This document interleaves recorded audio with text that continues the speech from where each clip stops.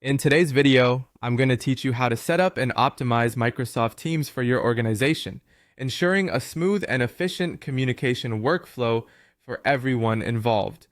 Let's begin by opening the Microsoft Teams Admin Center. You can access it through any web browser by signing in with your administrator account. This platform is the control hub for managing all your organization's team activities, making it an essential tool for administrative tasks.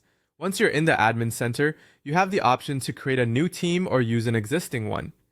If your organization is just getting started with Teams, creating a new team is straightforward. Click on Teams in the menu and then select Add Team to get started.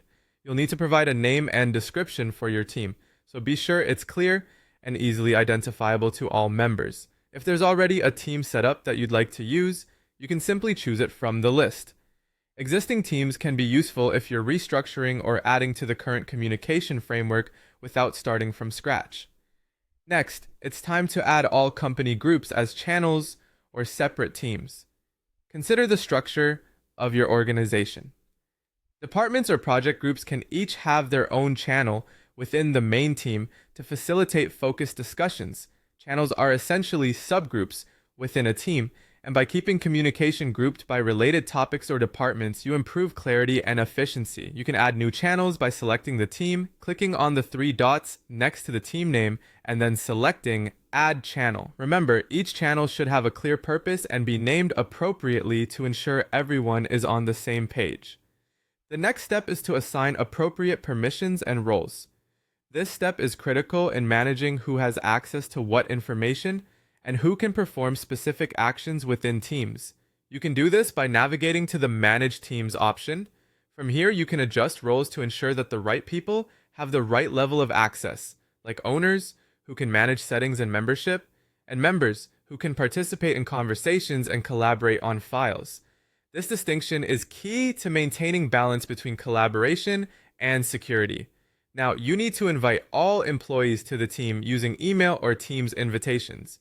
For email, navigate to Users and select individuals or groups you wish to invite. If utilizing Teams invitations, you can simply add users directly in the Members tab by entering their email addresses. Each employee will receive an invitation to join the team, where they can engage with their colleagues. Lastly, use tags and channels to further organize communication within your team. Tags are an incredibly useful feature for targeting specific groups of people without creating new channels. Tags allow you to create custom labels that can be assigned to multiple users. For example, tagging all managers allows you to quickly send messages to that group without disrupting the entire team. Channels are great for subject-specific discussions, while tags keep things streamlined and organized. By following these steps, you will ensure that your Microsoft Teams environment is well organized, efficient, and ready for any communication needs your organization might have. With this structure in place, your team can truly thrive in a collaborative digital environment.